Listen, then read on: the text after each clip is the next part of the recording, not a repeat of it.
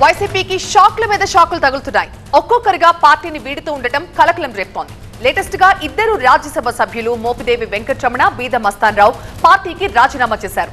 వీళ్ల బాటలోనే మరికొందరు వైసీపీ ఎంపీలు కూడా ఉన్నట్టు ప్రచారం జరుగుతోంది. వైసీపీ ఎంపీ గొల్ల బాబురావు ప్రస్తుతం ఢిల్లీలో చక్కర్లు కొట్టడంపై ఆయన కూడా పార్టీ మారుతున్నారు అన్న అనుమానాలు కలుగజేస్తున్నాయి. అయితే ఆ ప్రచారానికి బలం చేకూర్చేలాగా కీలక వ్యాఖ్యలు చేశారు గొల్ల బాబురావు. సరైన సమయంలో సరైన నిర్ణయం తీసుకుంటారంటున్నారు ఆయన. మరోవైపు ఏపీలో జంపింగ్ పాలిటిక్స్ రచ్చలేపుతున్నాయి. నేతల మధ్య మాటల తూటాలు పేరుతున్నాయి. ఒకరిద్దరు వెళ్లిపోయినంత మాత్రాన పార్టీకి ఎలాంటి నష్టం జరగదంటున్నారు కాకాణి. తమ స్వార్థం కోసం పార్టీ మారుతున్న వాళ్లను పట్టించుకోవాల్సిన అవసరం లేదు అంటున్నారు. ఇటు అంబటి సైతం పార్టీ మారుతున్న వారిపై తీవ్ర ఆగ్రహాన్ని వ్యక్తం చేశారు. అధికారం లేదని పార్టీ మారిన వాళ్లు పరువు పోగొట్టుకున్నట్లే అంటున్నారు అంబటి. మరోవైపు వైసీపీ నేతలు పార్టీ మారడానికి జగనే కారణమంటూ కౌంటర్ అటాక్ దిగుతున్నారు టీడీపీ నేతలు.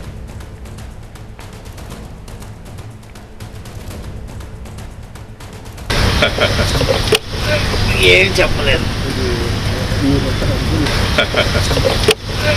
ఏం చెప్పలేదు ఏం చెప్పలేదు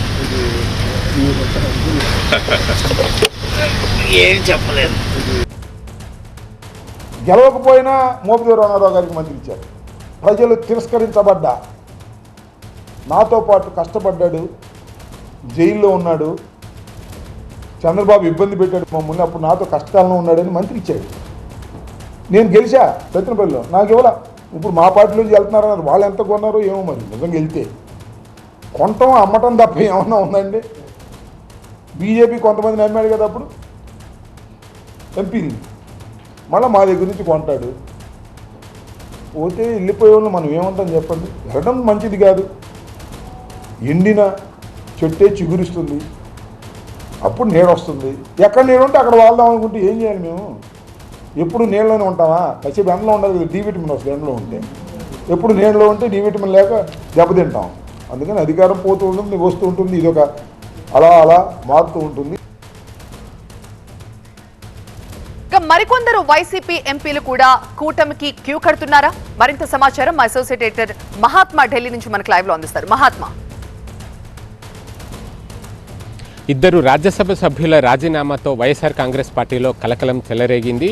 ఆ రాజీనామాలు ఇద్దరితోటే ఆగుతాయా లేక మరికొంతమంది ఇదే బాట పడతారా అన్న చర్చ కూడా ఇప్పుడు రాష్ట్ర వ్యాప్తంగా విస్తృతంగా జరుగుతోంది. అయితే ఈ ఇద్దరి బాటలోనే మోపిదేవి వెంకటరమణ అలాగే బీద మస్తాన్రావు ఈ ఇద్దరు ఈరోజు రాజీనామా చేసిన విషయం తెలిసిందే. వీరిద్దరి బాటలో మరికొంతమంది వైఎస్ఆర్ కాంగ్రెస్ పార్టీకి చెందిన రాజ్యసభ సభ్యులు ఉన్నట్టుగా తెలుస్తూ ఉంది. ఆ మేరకు కూటమిలో ఉన్న తెలుగుదేశం, జనసేన, భారతీయ జనతా పార్టీలతో సంప్రదింపులు కూడా జరుపుతున్నట్లుగా వార్తలు వస్తున్నాయి.